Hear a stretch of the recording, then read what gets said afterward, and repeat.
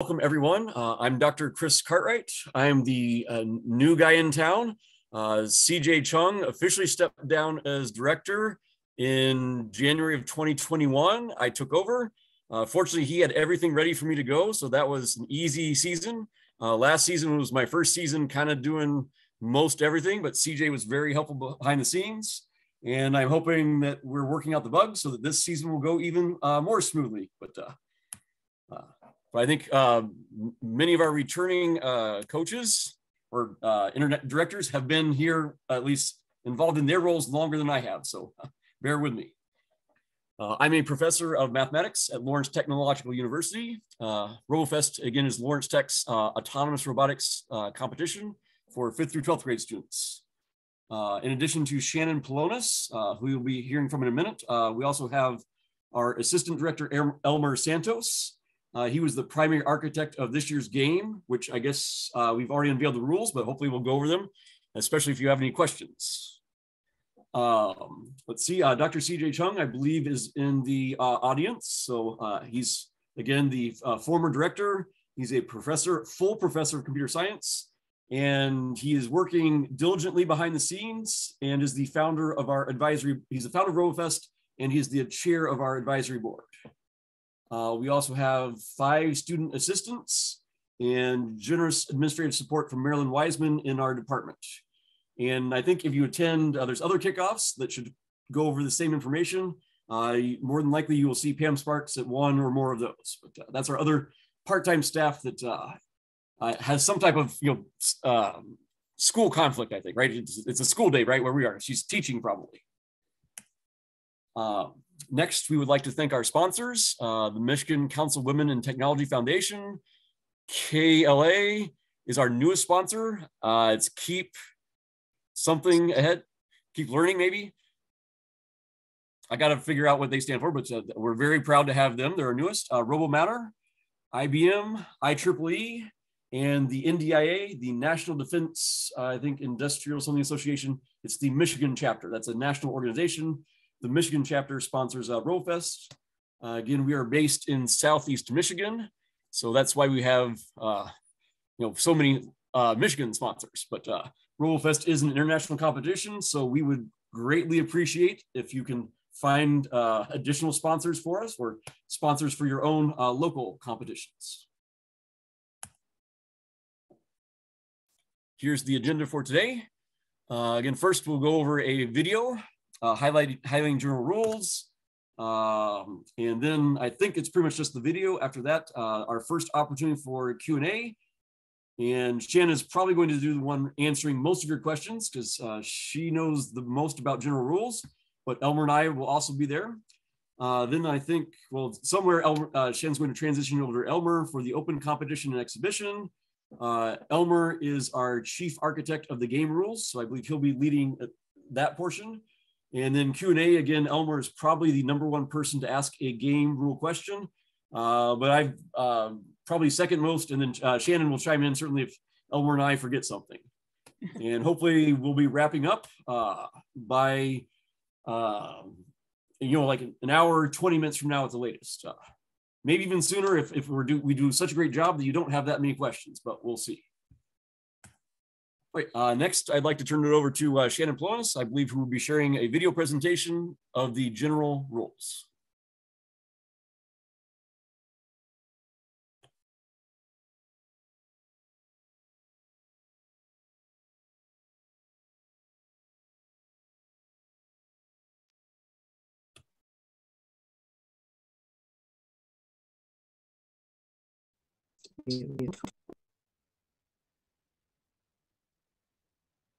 Welcome to the 24th Robofest General Rules Review.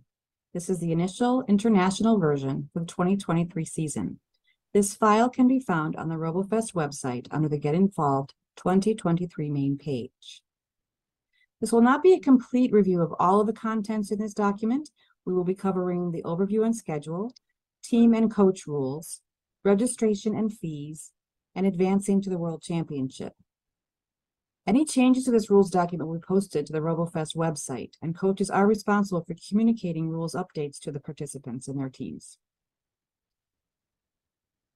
Overview and schedule. Robofest was founded in 1999 by Dr. C.J. Chung, professor of math and computer science at Lawrence Tech University. We are a festival of competitions with autonomous robots, offering students the opportunity to master the principles of STEAM, as well as computer science, communication, critical thinking, teamwork, and problem-solving skills, while designing, constructing, and programming robots. Since 1999, over 32,600 students have competed in Robofest from 14 states and over 25 countries. Our mission is to generate excitement and interest among young people for science, technology, engineering, arts, and mathematics, and computer science. We develop essential skills such as teamwork, leadership, creativity, communication, and problem solving. We also prepare students to excel in higher education and technological careers. Many features of Robofest include we are 100% autonomous. We require sensors. Any program, platform, or programming language is used for most categories. We encourage small teams with a maximum of 5 students per team for most categories, and the average team size is 3. We engage dynamic, challenging playing fields, unknown factors, and no direct adult help. We recognize all participants, and we have 2 age divisions for most of the categories. We consider ourselves very affordable, allowing teams to reuse old kits and engaging off-the-shelf parts, and each team only is required to pay a $75 registration fee per event. We host a variety of competition categories for more opportunities in STEAM learning, and we hold ourselves accountable by hosting anonymous surveys of participants before and after the competition to measure the success of the program.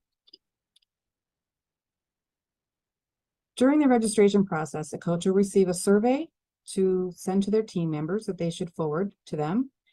The purpose of the assessment is to quantify and analyze the student's interest in STEAM subjects and student improvements in STEAM skills through Robofest. We assess before the competition to see the level of improvement and after. The pre-assessment survey instructions will be sent to the coaches when they register, and then coaches will receive a post-assessment survey and instructions later in the season. These assessments are anonymous, and we publish the results in the annual report as well as a journal on education research. We also offer a Lawrence Tech scholarship for Robofest participants. Team members who choose to attend Lawrence Tech may apply for a $3,000 annual renewable scholarship for a total of $12,000. We can help with letters of recommendation, and the submission deadline is April 1st. The schedule for our season, released the initial rules on October 1st. We're hosting our series of kickoff meetings, January being the last, and then on January 7th, we will publish the final US rules. In January through March, we will host technical workshops in person and online. In January through April, international and US qualifiers will commence. We'll be hosting a judge game training event on LTU's campus on February 11th. And then between February and April, the post-assessment survey will be sent to coaches. On April 17th, any video qualifiers submissions will be due for US and international video and exhibition game teams. Virtual regionals will also be screened at that time. On April 20th, the video qualifier and virtual regional teams will be notified of advancement to the World Championship. April 20 and 21st, we will host the Michigan Invitational events on the LTU campus.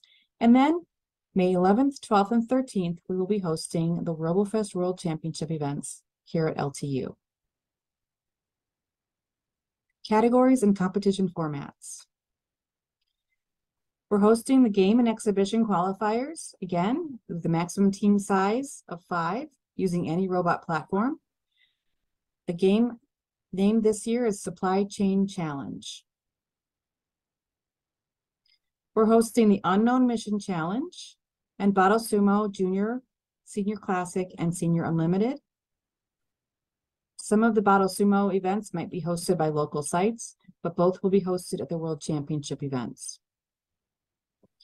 We're hosting Robo Arts, Robo Parade, and RoboMed again this year. We are also expanding RoboMed to include Junior. Registration and fees. The registration fees for each U.S. competition, whether in-person, video submission, or online, if needed, will be $75. The open events at the World Championship will be $75 as well. Some sites may host these events in person at their local events, but those costs might differ. We will not offer refunds. Game and exhibition teams who advance to the Robofest World Championship will be asked to pay a separate World Championship registration fee. International fees. Some international site hosts may have a different fee structure than what is listed here. This applies only if the registration fee is paid directly to Robofest at LTU. We do not offer refunds, and sites may request additional check-in fees. Teams who advance the World Robofest Championship will pay a separate registration fee to LTU Robofest. Again, the World Championship fee, $75 per team per category registered.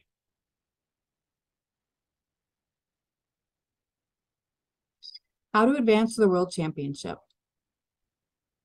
These are U.S. teams outside of Michigan. Game and exhibition teams will participate in person, online, or through USA video qualifiers between February and April. The game or exhibition winning teams, first place winning teams, will advance automatically to the Robofest World Championship events. We may include additional teams from these events based on their scores. Game and exhibition teams will have a second chance to qualify through USA Video Qualifier, and USA exhibition teams will be required to submit a virtual screening video for other award winners. The open categories will be registered first come, first served at the World Championship. Advancing to the World Championships from Michigan. The Michigan qualifiers will be held between February 25th and April 15th. All first place award-winning game and exhibition teams will advance to the World Championship events on May 11th through 13th. There will be a second chance invitational for Michigan teams to qualify on LTU campus on April 21st and 22nd. Game or exhibition teams may also participate again through video qualifier. And exhibition teams will be sending virtual regional screening to video to perhaps advance to the World Championship. Again, open categories, first come, first served. And each exhibition team must record a video and post a link on their team page. International teams advancing to the World Championship. Member countries will be advancing through their international qualifiers. Non-member countries may participate in either a game and exhibition video qualifier, or they may register directly at the robofest.net in the registration for open categories.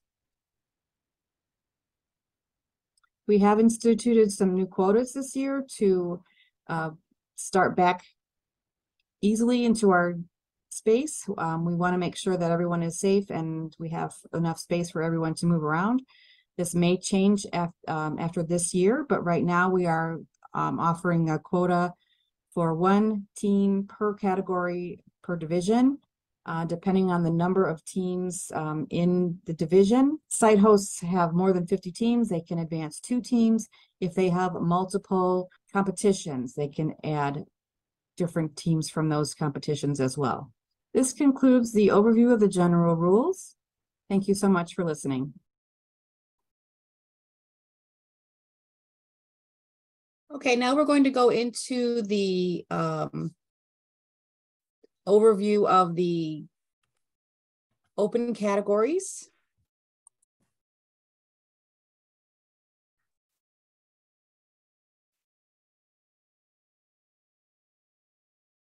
So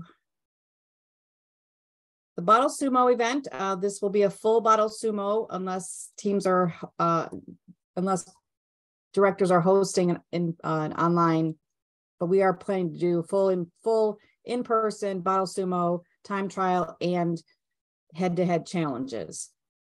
We have maintained the junior division using only Lego NXT, EV3, Spike Prime, and Vex IQ.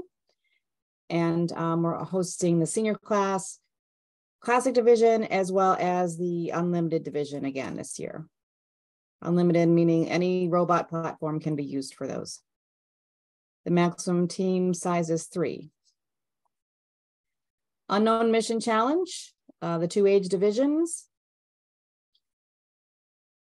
Only allowing Lego NXT, EV3, or Vex IQ. And this is where all the robot components must be unassembled at the beginning of the competition. And the team will have a limited amount of time to build and program the robot to meet the challenge. Robo Arts is an exhibition style where projects are specifically focused on the visual and performing arts with 2 age divisions. RoboMed is an exhibition style project of intelligent and interactive biomedical robots or devices that are related to biomedical and healthcare fields. The project must use sensors and or actuators. And this is an entrepreneurial program. We want students to really think about something that could be brought to market or a prototype concept for that purpose. We are expanding the RoboMed this year to include the junior division. Hopefully we'll see a few teams joining us there. Robo Parade is a parade of beautifully decorated floats, just like the Macy's Thanksgiving Day Parade, and they are programmed to follow a parade route, detect other vehicles, and stop and start without human help. This year, the theme for the Robo Parade at the World Championship is animation. That could be any type of cartoon or drawn animation theme. Just there's really no limit to any animation type decorations.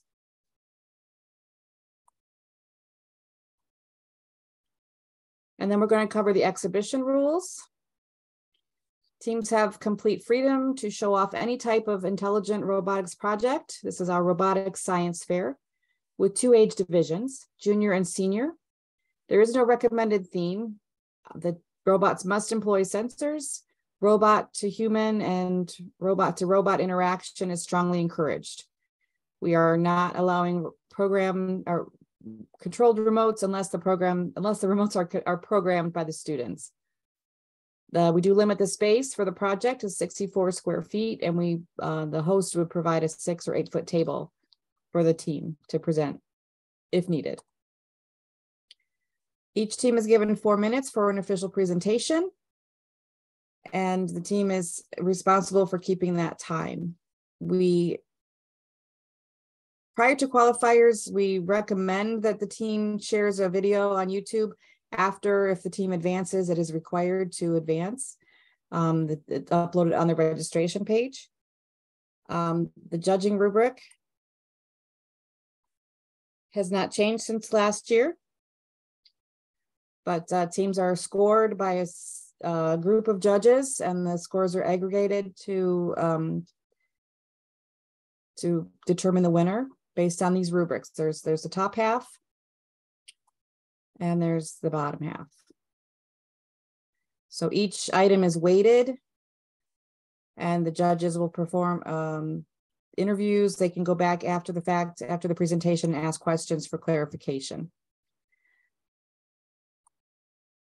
So at this time, we can review, are there any questions in the chat for the general rules, the open category rules, or the exhibition rules? And then once we're through all of those questions, we can then turn it over to Elmer to review the game rules. So at this point, if you have a question regarding the general or open category rules, I don't see any that have come through unless anyone else has seen some. Nope, I think we're good so far. Okay. Great job, Shannon. I mean, thank you. Elmer, I'm going to turn it over then to you so we can I think what everyone's been waiting for are the game rules clarifications. All right, thanks, Shannon. This is the game for 2023. It's called Supply Chain Challenge. Here's a scenario. The supply chain is broken. The port is jammed up. The stores are empty, and there are many obstacles. Autonomous robots are needed to clear obstacles, bring order to the port, and restock the store. For junior division, the location of objects will be unveiled at the start of the 30-minute work time. For senior division, some locations will be unknown until after impound. And then there will be additional unknown tasks and or objects possibly added for the World Championship. In detail, a little more detail for you. This is the game field. The before is shown in the upper half. These are the cans. Then there are also 3 balls and then 3 batteries. So for full points, you need to get the cans in the port, stacked in the specified order, which will be unveiled. This is the store. The balls need to be in the store, and then the batteries need to be off the table.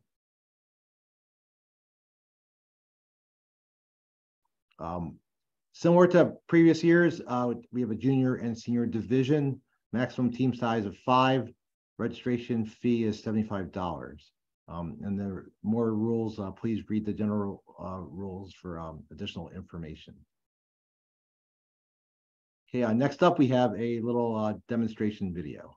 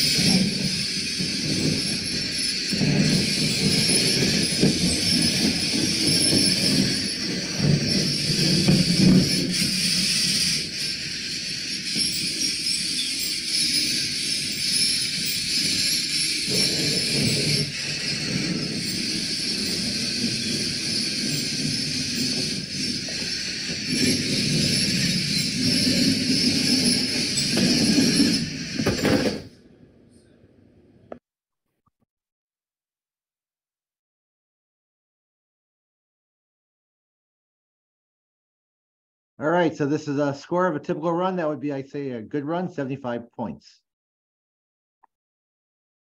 Here's some more detail on the playing field. Note that certain objects, 2 of the balls and 1 of the batteries is in a fixed location. It'll be in the same location for all events. However, other dimensions like the east-west location of the cans will vary according to this chart, as well as the north-south location of this ball. And then also the batteries will vary north and south according to this range. Yeah, so it'll be challenging to come up with an initial strategy and then make your strategy, I guess, flexible enough to adjust for the variation, the expected variation. Differences between junior and senior divisions. The game ending task will be easier for junior, harder for senior. The location of batteries will be the thing that is unveiled after impound for senior. All information on the field will be unveiled prior to work time for junior. There's a limit of 1 onboard controller for junior, but no limit for senior. And then the last bit of difference is the vision sensor, which is not allowed for junior, but allowed for senior division. Okay, materials for the field. We're going to use the standard 6-foot table as in previous years. The store is going to be made of parts. I'll go into that detail in the next slide. Cans, these are standard beverage cans. And I'll go through that detail in the next slide as well. Balls, 3 standard tennis balls, any color. The obstacles are going to be made of 3 D-sized batteries. They can be charged or discharged. Once again, whole reinforcement stickers will be used to mark the location of objects, and then black electrical tape is used to designate the start zone as well as the port. Yeah, here's some more detail on the store construction. It's 20 centimeters by 20 centimeters. That's the inside dimension. We want it to be flush with the top of the table, and it can be made of Lego parts, VexIQ parts, or something similar. Again, you just make a little framework, thin walls, use other connectors to get the size approximately flush to the table. Right, here's a Lego example, and here's a VexIQ example. And if you can use other material if neither of those are available. Also, please note that it should be taped to the table to help prevent movement. Some detail on the cans. They will all be covered by a paper, approximately these dimensions. Make sure that it's taped to the can to start, and then the seam is covered. Please make sure the top of it, the pull tab is removed or flattened to ensure that they can stack. As I said, we're going to start with empty cans, but ballast them using AA or AAA batteries. The weight range is going to be 60 to 100 grams. And then the actual weight will be unveiled at each competition. Next up, robot specifications. Robots must be created by students. Any robot kit material can be used. Maximum size is 35 by 35 by 35, and that includes expansion. There's no weight limitation. Any number of sensors, other than what we noted previously about the vision sensors, any number of motors. Please note that the wheels must be touching the ground during inspection. We're going to require our standard labels. And then since we're going back to a live world championship, please make sure the robot has a display screen because the game ending task may require it. Similar violations and resets. I'm not going to spend a lot of time on this, but if certain things happen, the round stops. The team can request a reset or declare the end of the round. If the robot is still moving at the end of the run, no points will be awarded for the game-ending task, which requires the robot to stop. Yeah, and these are also pretty much carryover from previous years. Again, we want during the 30-minute work period, we want it to be the students' work, and we're going to try to keep that area kind of isolated. Yeah, again, these rules are pretty much carryover from previous years.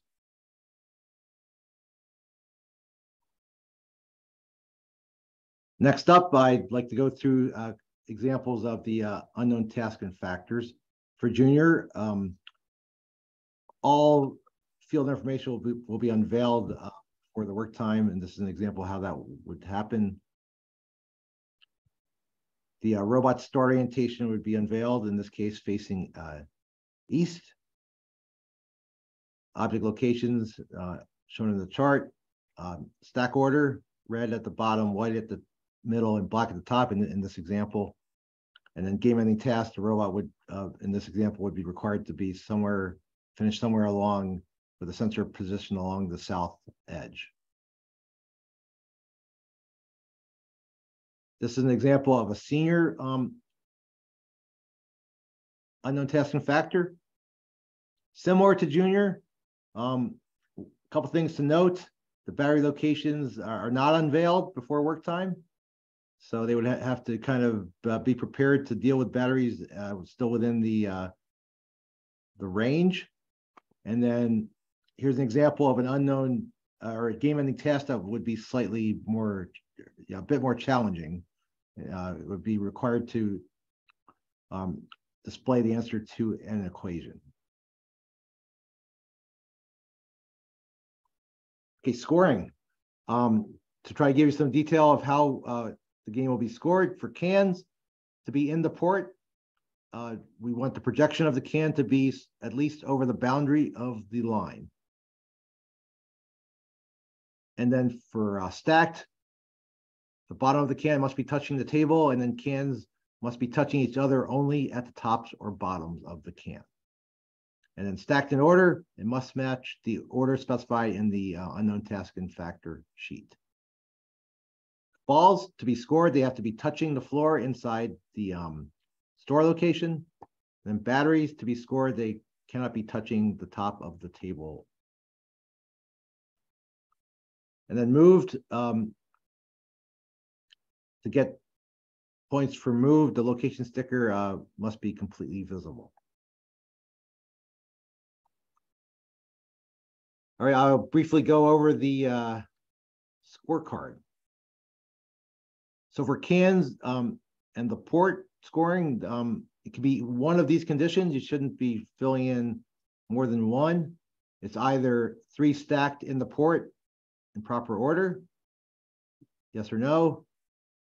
3 stacked in the port, not in order, yes or no, that's less points. 2 cans that are stacked in the port. Whoops. Or this cans in port, not stacked. And for each one, you get a certain number of points, 5 points. If not, then look for cans that are removed from their location. Also, there's a penalty for other objects that are in the port, 3 points, minus 3 points per object. Next, in the store, looking for balls in the store. For each one, you get 8 points. If they are moved, but not in the store, you get 4 points apiece. Other objects, there's a 3-point penalty per object. Batteries, again, removed for the table, 8 points. On the table, but moved, you still get 5 points per object. A game-ending mission, if that's successful, that's 10 points. Robot intact, 12 points. And then if a reset was requested, there's a 3-point penalty. And then as in previous years, we're going to be, if there's a perfect score, we want the host to record the time, which will be the tiebreaker. Okay, lastly, there's some frequently asked questions. A player failed in starting the robot. Can the player retouch the robot to start? Yes, and this will not be considered a rerun. Timer will continue to run, however. Next question. Robot is touching objects at the end of the run. Is this okay? Yes. The objects will be scored the same as if there was no contact with the robot. However, note that if the robot is touching objects, it probably will not be at the place needed to get the game-ending task. Next question, what if a tennis ball ends over the location of a battery at the end of the run? How is it scored?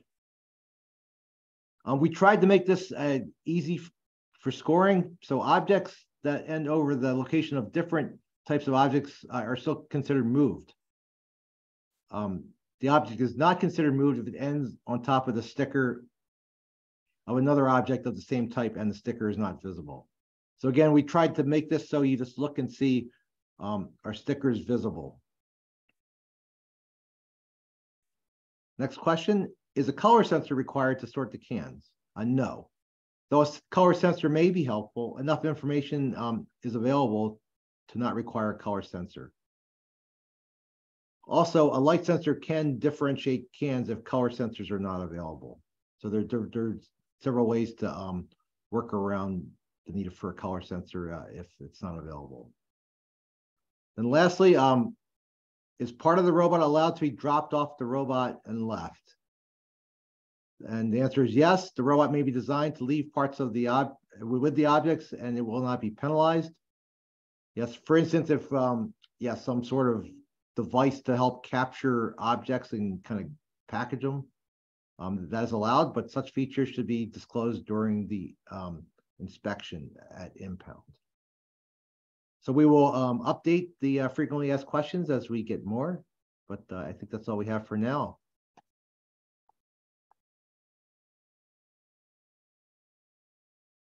Okay, so at this point, are there any questions? I'm going to start putting if people are open to coming in to the presentation, we can see faces and you can ask questions verbally instead of through chat. So I'm going to start at the top. Elmer, if you want to start at the bottom of the attendees list and just promote to panelists. I think everyone has to accept that. If you don't want to promote to panelists, if you just want to stay on the attendees side, that's fine. We are okay with that. Just but we're going to chat, right, from attendees, right? Yeah, they can still chat, but we just want to do more of a. Yeah, we would like to see and hear you if you would like to be seen and heard. But some people like me don't like being on camera, but I do it anyways because that's part of my job. So I think everyone has to accept the panelist's promotion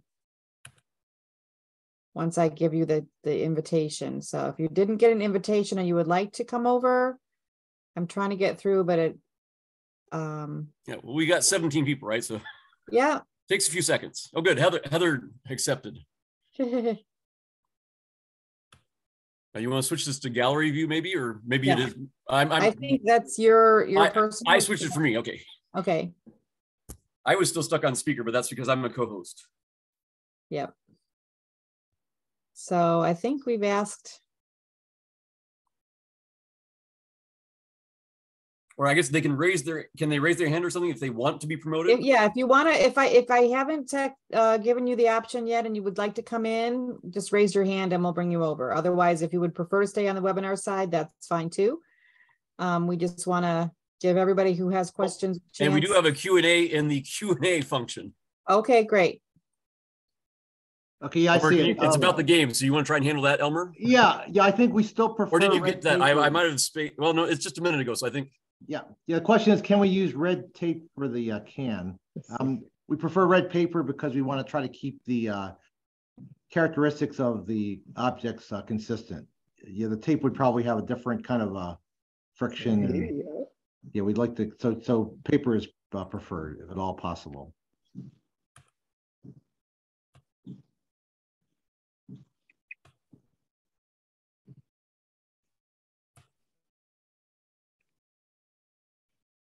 I'm going to type that question in the chat just because it'll be the same question, but just so we have a record of it because the chat is saved after the webinar. Yeah, we will be using the paper at the World Championship per CJ as well. So that just international groups can make modifications if they choose, as long as they're consistent, but just know if teams advance, they will be paper covered at the World Championship. So it might.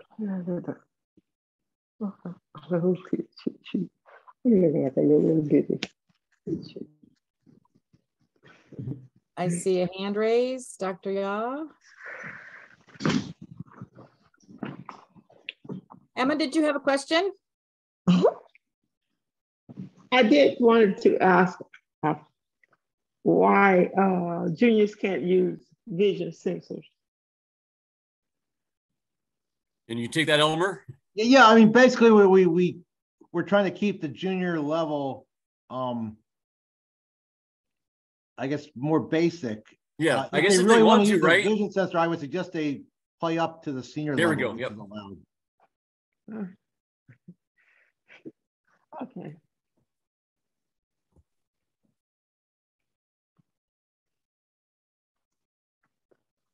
If they wanted to, they have to play as a senior. Yes. Cute. Yes, and I will say from past history, we've had teams do that and do quite well. So. Okay. I pass that on. Yeah, because not all the seniors are using vision sensors either, so they might have an advantage. Yeah. You know, the juniors, you know, they're quite smart. Mhm. Yes. Okay, good. Are there any other questions? Hopefully this is a new exciting competition season. Oh, yeah.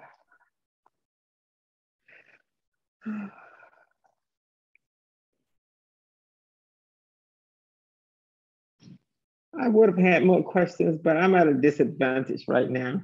Uh-oh. I'm running late on everything. I'm watching the webinar from my cell phone, which is unusual.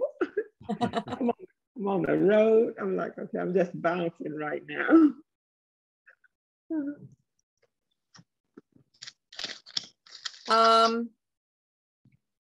We have a there's question. looks like about controllers. Basically for junior division, we're limiting it to one controller, but for senior division, there's no limit. Okay. If the junior team wants to use one more than one control, they could play up, right? Yes.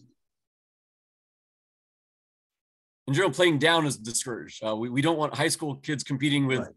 you know, the junior kids in general. But if junior kids feel ready to take on those high schoolers, we welcome them playing up. Oh, back to juniors again. If they wanted to use all the advantages of a senior, they have to actually register as a senior, even though it's based on age. Correct. Yeah, they would register as a senior team, and the coach would complete the age division waiver or the age waiver for basically as you're registering. You would use the actual grade that the students are in, but then if you put a grade in that's outside of the division's grade level, it pops up a waiver request. Oh, okay. Yeah, and it's very easy through the registration process. Oh, cool. That's good. I didn't understand it to be like that. That's good. Yeah. Okay. Mm-hmm. All right, there's a question about can size. Shannon, we sent out a survey. Have we found any issues? I haven't heard of any issues regarding the sizes of the cans. The can is a range. If we need to adjust the range. So far it seems like everyone's got cans in that range, but if there are any issues, just contact us. Again, each region is welcome to modify the rules based on what materials are available. However, at the World Championship, we will be using US specification beverage cans. Is there a kit for the game to be ordered? We haven't decided that yet. I mean, everything is pretty much basically available at the hardware store or the grocery store.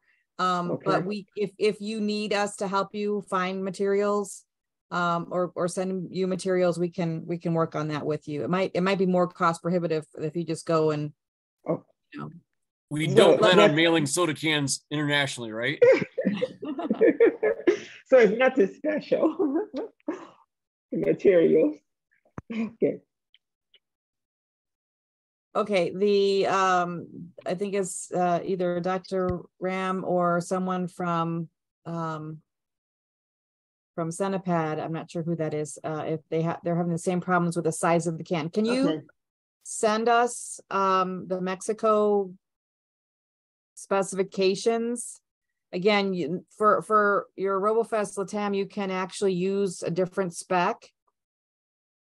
If that's what you have, but for the World Championship, the spec might be different. So just we can work with you on getting that information. And if your specs are way too different, I mean, we could possibly modify our specs to get them closer so that way it's not quite a big difference. Right. It's just a question of teams practicing with the new spec. For teams that advance might want to have an actual version. And if that's the case, I mean, I can put some empty soda cans in a box and they can fill them with weight. Yeah, there we go. We can send empties, not full ones. Yeah, if necessary. So if Mexico's having a concern finding the right size cans for their competition, we can work with that. So Dr. Romero or whoever, I'm not sure who's emailing from or chatting from Centipede, but let us know what the sizes are. And then again, you can modify your local challenge to include your size. So we can take that. Yeah, Shannon, I've got a question. Is that okay to ask now? Absolutely, yes. Okay. It has to do with a team or a new entrant from Sierra Leone. About 2 years ago, I think I introduced them to Robofest. Yes. I see them here. I just want to ask if they have done the needful to be able to participate next year, so that if they haven't, then you probably want to share with them what they need to do to be recognized by Robofest. Yes. If I believe I'm not sure who I was working with in Sierra Leone, but I have a contact name. So if the person who's here from Sierra Leone can put their name and email address in the chat, I will follow up with you personally offline to make sure that you have everything you need. So we welcome you 100%. We're so happy you're here. We're so happy to include you going forward. And how many teams do you think you'll be having participate this year? If you could just answer that. It will be good to have an answer from them, but those who, when they originally were closely working with us, that's the Ghana Robotics Academy Foundation, and they had to go help start a new school in Sierra Leone. I'm not too sure how many people are in the club, so hopefully they can answer in this session. Before I'll follow up.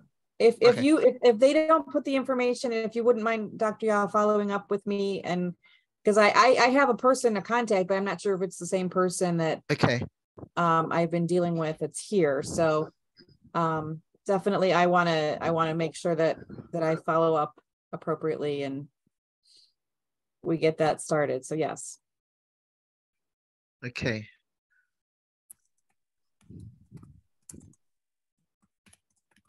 All right, there's a question about the colored paper specifications. Yeah, I mean, for black and white, they're just standard, black or white. For red, we will provide some additional information to try to help make sure we've got some consistency. Yeah.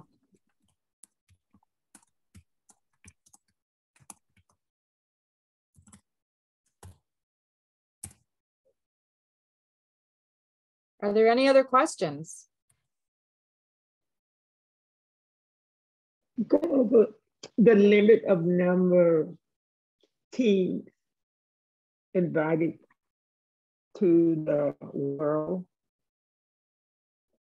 For each local qualifier, it's 1 team per 50 game or teams participating. The quota that we mentioned in the presentation was more for the international. Because of the timing and everything for travel and visas, and we're setting the quota in advance. But for US teams, there's a little bit of wiggle room with inviting additional teams based on their score. So we have that advantage in the US because, especially in Michigan, because it's a lot easier for teams to grab, a 20-minute car ride versus, an all-day travel. So once we reach our maximum, though, we will be shutting off, the admissions. We do have we're allowing fewer teams in total for game this year because just the location is still the same, and we want to make sure that everyone's comfortable with the amount of people in the space. And not everyone as much as the university. So.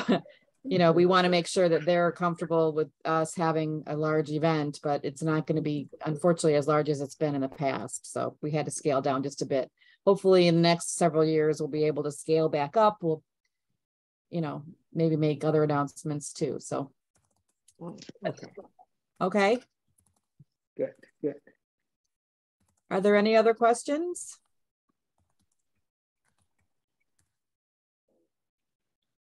Good. Well, if there are no other questions, we're going to go ahead and end this webinar. Thank you all so much. Chris, did you want to say a few more words? Sure, yes. I'm a math professor, so I mean, I can talk for 50 minutes straight or 75 minutes straight. Sorry, if it's 100 minutes, I have to take a break. So, but I promise I'll keep this to 5 minutes or less. Welcome all. I think this has been a wonderful kickoff. I think it actually might be a record for how short it was. So I guess we must have done a good job. But if you think of a question that you didn't ask today, please, email us, give us a phone call. Please, keep in touch. I mean, we want to work with you and make Robofest go as smoothly as possible for you. So please, if there's anything that we can do to support your competitions, we'd like to do that because we want to see all of you, or at least your best teams. Sorry, we can't bring all of you to Lawrence Tech. We're not big enough, but we want to see a team from each competition, each country on campus. Hopefully, right? Hopefully, there's nothing strange happening between now and then with COVID or whatever. But we're hoping, right, returning the tradition from 2019 to be on campus in the gymnasium and other locations at Lawrence Technological University in Southfield, Michigan in May. What are the dates again, Shannon? Is it 11th, 12th, and 13th. 11 and 13, sorry. I'm glad I checked. Okay. But looking forward to seeing you, some of you, in Lawrence Tech next May. And we wish you well in your competition season. We have 2 more kickoff meetings. So again, there might be some more FAQs. There might be some tweaks to the rules because it seems like we can never predict 100% everyone's questions, but hopefully the rules are in good shape. And we look forward to working with you. And we're hoping that this season will be picking up kind of, going back to where 2019 was. So we hope it's a much more normal Robofest season. So thank you all for attending, and good morning or afternoon or night. Thank you. Bye. Bye. Thanks, everyone. Thank you.